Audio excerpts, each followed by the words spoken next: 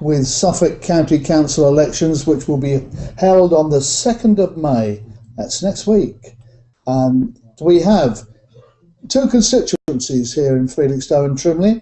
In the first, Felixstowe Coastal, there are two places, two councillors to be elected, and there are 6 candidates. And let me just go through those first of all. Nick Barber, the Conservatives; Hattie Bennett, Labour Party; Seamus Bennett, Liberal Democrats; Cherry MacGregor, Liberal Democrats; Graham Newman, Conservative; and Brenda Shelley, Labour. So that's, and in the other constituency, that's Felixstowe North and Trimley, they don't seem to mention Walton, but there we are. There's John Goodwin, Conservative; Michael Ninmey, Liberal Democrat; and David Rowe, Labour. So here I've got the one in the middle, Cherry MacGregor. Hello, Cherry. So yeah, and also I'd like to point out this, because I've been asked it on the doorstep quite repeatedly, that people think UKIP are standing here, no, and they are not standing. I'm told UKIP are not standing. Well, I know they're not standing. They have got 3 candidates in the Suffolk Coastal District Council area, yes, in different constituencies, as to have the Green Party. They've got 3, so yes, but they're not part of what we're talking about here. Well, I'm very, supportive of the Green Party in the respect that we as the Liberal Democrats go from an environment base. Yeah, indeed. It's what's going to affect the environment. That's where you should start. What's going to affect the people? That's where you should start with any kind of policy. And what's really interesting you about Suffolk County Council? I was a Suffolk County councillor for 8 years. Yep. 1993 to 2001, I think. That was that break, because the Conservative Party had been in power for 104 years, and they had a little break. Absolutely. When we got elected in that great swing, yes, that's for how long they had ruled without a break. Exactly. And they thought that they just should yes, rule. Yes. And today I was listening to Radio Suffolk, and I think it's developed since I left, obviously, when you've got a portfolio holder, they were describing this morning, that can actually block and turn down policies that, like, say, a particular speed limit, I think it was, in a village, and the actual portfolio holder, all the people were wanting this, all the councillors were wanting this, and they're all agreed, but the portfolio holder can actually turn that down. Now, that isn't very democratic, and I think that's very, very wrong. Just to explain that, we have, I think, 75 councillors that are elected to Suffolk County Council, but what this particular administration have chosen to do is to form a cabinet, if you like, yes, people with specific responsibility for subject areas, whatever it may be, and they then are powerful. They can make decisions. Well, that's wrong if they're going against what an awful lot of other councillors want. It did not operate like that. So that's one of the things I should definitely be looking into immediately, because the power has shifted to such a degree that it's now not democratic at all. Well, can I ask you if you've ever heard of Eastern Facilities Management Solutions Limited? I have heard of them, but I couldn't tell you anything about them. Well, they've now appear to have, John Goodwin told us last week, that he's got a £44 million turnover, and they have taken over virtually all of the responsibilities of Suffolk County Council.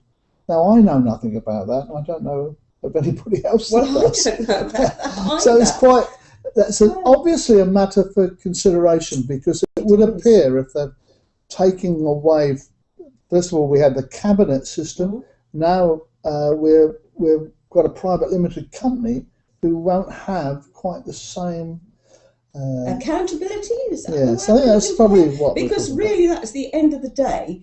You are accountable to the people and how the people have suffered. And I think it's shocking to also, which I have forgotten just how much it was, 150 million reserves. Yeah. In reserve. Now that's a lot of money. Yes. And when you've got the education system has slipped down as much as it has, and a lot of schools need a lot of money spent on them, and all sorts of other areas that need money spending on it. I agree you have to have some money in the pot, I don't disagree with that. But you can't be profligate. But No. you need to spend money where it's needed. And that I find is just extraordinary that they have that much when there's so many things need to do. And the education has slipped down so badly. Well, Ofsted report recently has not been very good on many of the schools in Suffolk, has it? No. I think that's extraordinary. When we were in power, we got awards and we were at the top. We started Book Start, for example. Now, last night I was speaking to a man on the doorstep who was ever so upset because I was on Libraries and Heritage for 8 years. I was on High Transport for 8 years. I did an awful lot. I was on everything physically possible to be on, to be quite honest. And I was saying about the libraries, and it's so important to so many different stratas of society. The libraries, from of course, children, the Book Start, and also this man. He hasn't got a computer. He goes to the library to use a computer, and older people go there, especially when somewhere comfortable and warm to sit, newspapers to read. It's a very important community thing, as well as borrowing the books and reading. Yeah, but our libraries are no longer controlled by Suffolk County Council. They're controlled by a Provident Association, and they receive funding, I'm told, from Suffolk County Council. But as I was told earlier this last week, they've saved £3 million by moving across to a Provident Association. So it's yet got time to develop. But they also, this is a government thing, I know, but you cannot make a profit out of everything. They want to privatise everything. Yes. And I don't agree with that. There's some things you just can't. I understand the, what's the word?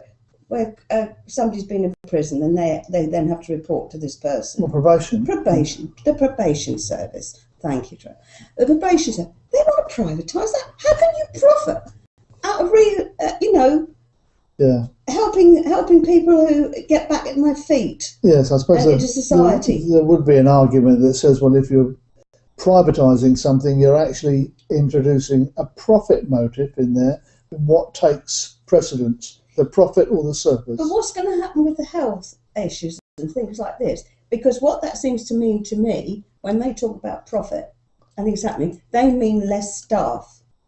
It's always less staff. Yes. Less staff, less nurses, less this, less people. There won't be anybody to do anything eventually. No. And it will all be privatised, and I'm very against that. So, but you've been very involved in the artistic community too here in Felixstowe over the years, and art is a great function. It's a great passion of mine, and a young lady on the doorstep last night was so upset about the spa closure. Yeah. She had trod those boards, and it meant a lot to her. Yeah, I did long time ago, and that was a very long time But that, of course, is not within the control of Suffolk County Council. That's a matter for Suffolk Coastal District Council. We sometimes don't get the idea. It's not actually entirely, and this is where Richard Cornwall got it wrong, badly wrong, with a bit that he put in from a leaflet. He's the reporter of the Felixstowe Star. Felixstowe Star. Right. When he said we didn't know what we were talking about by mentioning the spa and mentioning the blue flag. Now, my colleague Seamus is a great swimmer. I love going in the sea. I've seen him. Swimming, absolutely, and it's important to him. And so he thinks blue flag status is extremely important, and I think it is. They've spent an absolute fortune on the Clear Water project when I was a councillor. This was all done with lots of different monies, and it was a really essential thing to do to clean up the rivers, and therefore the beach got cleaned up.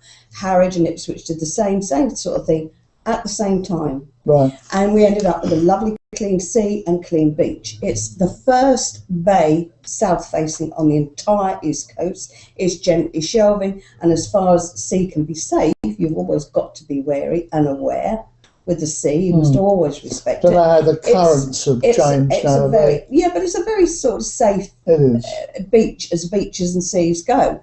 And they want tourism, and Suffolk County Council is involved in that. It's a whole economic strategy. Well, I wonder, is that the case? Offices. Yes, there's 2 offices on Felixstowe Futures. There's Suffolk Coastal District Council, Suffolk County Council. Yeah. There's the port. They don't give any money, but Suffolk County Council has, and officer time. and you have the Chamber of Commerce. Yeah. You have, who are the other people? There's various groups who are all involved. And this is the way we were going when we were in the county. Inclusive, getting all the different stratas of the parishes involved, the districts involved, and with the county, and achieving great projects together. It would appear, though, and people are saying that what is happening in Felixstowe is actually they're making the port is what the Felixstowe is all about. The fact that we have anything like a resort is no longer very important. They seem to have changed the emphasis. I wonder, with the new port that's opening in London, not so very long in the future now, just a few months away, whether Felixstowe is going to suffer, whether we put our eggs in the one basket. We don't know yet. I don't really know, because I think the port has been phenomenal for this town in employment terms, and whoever is employed by the port, at least 7 others are employed in subsidiary services. Not necessarily in Felixstowe. No, and round and about, and I haven't got a problem with that. It's right. all good when people are employed, and there's money about for shops, sure, services, you know. I understand. And it's very, very important. So it's very important economically to this entire region. And in fact, it's the best port in the country so far. Now, port history, London, whoever thought London would go? You can never say it's there forever, of course not. But I can't see it affecting Felixstowe as much as people may think. It's all about fuel and fuel costs. We are much closer to Europe than where they are in London. London changed and Liverpool changed because we didn't trade so much with America. Our emphasis is on Europe. Yes, because we had unions in those days as well. And the unions and a lot of other problems.